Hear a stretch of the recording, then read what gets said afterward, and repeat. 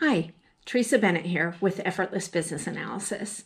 I want to share some information with you from a blog post that I recently wrote on cultivating your intellectual curiosity to help improve your elicitation skills. There are really two types of curiosity, and that is thinking and unthinking. Thinking curiosity is really officially known as intellectual curiosity, and it really has nothing to do with, or at least very little to do with, the level of intelligence that a person has. An intelligent person may be more likely to engage in intellectual curiosity. However, there's no guarantee of that just based on the simple fact that they are intelligent. I'm sure you've probably known at least one person that is seen as being intelligent, but yet has really no curiosity around anything going on outside of their orbit. I know I have. So what are the characteristics of an intellectually curious person? An intellectually curious person has a deep desire to know more. They are somebody that is always asking why. They're seeking to gain more knowledge about something so that they can then understand that thing. It's more about gaining knowledge in order to understand. And they like to ask investigative questions so that they can peel back the layers and get to a really foundational level of understanding around a particular topic. Intellectual curiosity really has mostly positive characteristics. So what do I mean by that? Positive characteristics mean things like a passion for learning, an eagerness to explore, a willingness to consider things that you haven't considered before, and a satisfaction experienced on discovery. Have you ever had that feeling where, maybe you've been in a meeting and you're talking about a topic that you know nothing about? You've been assigned to a project that is related to a topic that you just haven't been involved with before. And you start asking questions, you're getting additional information, and then there's a point where kind of the light bulb comes on and you're, oh, I've got it. I understand what you're talking about. When that happens for me, I get this kind of rush, right? This feeling of, yes, I'm getting it. And that's really what I'm talking about when I say a satisfaction experienced in the discovery, right? So when you get to that point where you're like, I've got it, you kind of get that rush, right? That really good feeling about that. An example of somebody that exhibits intellectual curiosity would have been Albert Einstein. Now let me give you an example of somebody that is exhibiting that unthinking curiosity. Unthinking curiosity leans more to the negative in characteristics. So what I mean by that is that if you are unthinking curious, then you're focused solely on what you want to know, regardless of whether or not there's any danger in getting the answer, any chance that you or somebody else would get hurt. It doesn't matter.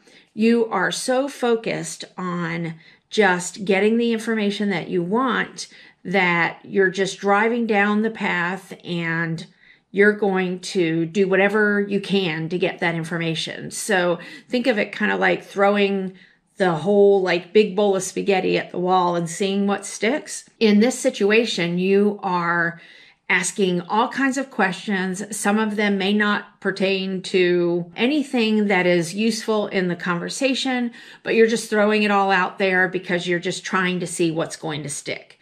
So sometimes when you're doing that, it's a time waster for people. A lot of times, or most of the time, it's a time waster for people because you're not being thoughtful and focused on what you are attempting to do, right? You're not focused on the goal. You're focused on that learning of, I just need to get more information. I just need to get more information. An example of unthinking curiosity would be Alice in Wonderland. So she drank things from these weird little bottles. She went down this rabbit hole with no idea how she was going to get out. She wasn't even thinking about how she was going to get out. She was just focused on, let me get down there. I want to see what's there. And the only way for me to see what's there is to go down there. So I'm just going to go down there with no thought at all around what that might mean for her physically, emotionally, anything else. She just went. And unthinking curiosity is more like that type of curiosity where you're just so driven on what you want to know that you're not paying attention to everything else related to that topic or the correct way to really go about getting the information that you need. So now I'm going to give you the 5 ways that you can cultivate intellectual curiosity that I talked about in the blog post. And again, there's more information there. You can go to the blog post and read it in its entirety. But the 5 things are, number 1, consider learning for its own sake. Learn something entirely new or a new way of doing something. Regardless of what you may already know or don't know, make it a priority to get a good understanding of the topic, the subject, the process, the theory, the philosophy, the industry, the service, etc. When you gain understanding, you gain confidence. Curiosity is always seeking to learn. Number 2, embrace the unknown. Explore topics, ask questions, and follow the information where it leads you. When you don't know something, when you're going into a meeting or whatever it is that you're talking about a topic that you don't have experience with or knowledge of already, or you have a limited amount of knowledge, it's okay. What you want to do is start off with just one question. That's all you need to have is one question. And then when they answer that question, the next one's going to come to you and the next one and the next one. You just want to go down the path as it's leading you based on the answers that they're giving you. So you don't have to try to come up with all of these things that you want to talk about when you don't know anything about it. Just start with one and then lead from there. Number 3, become interested to become interesting. What I mean by that is showing your interest in other people and in the things that they are doing. When you show that you are genuinely interested in what somebody is saying to you, it actually makes you seem more interesting. So if you can help them see that you are truly interested in what they are saying by using your listening skills, asking the right questions, showing that intellectual curiosity, then you're going to show them that you aren't just interested in them, but that you are actually interesting. I know it sounds weird to say you're going to come across as interesting when you're listening, not talking, but it's kind of how our brains work. So if somebody can connect with you and feel like you're really interested in them, they're going to feel like you're interesting. So that's going to be a win-win for both sides. And you're going to come away from that conversation with a better relationship with that person. They're going to have more confidence in you.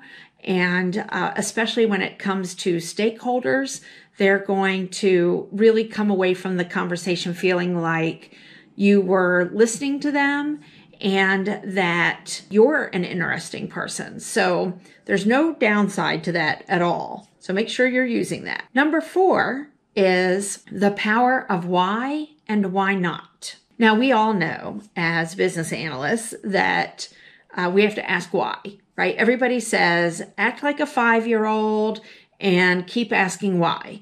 And that is true to a certain extent, although you don't want to be the Alice in Wonderland person that is annoying somebody because you're just asking so many questions, right? Be thoughtful in your questions, but why is definitely something that you need to focus on. Why are they doing something a certain way? Why is this their thought on this, right? You're trying to get at another level of detail. And by asking why, it helps you get there. But you also need to do the opposite and ask why not.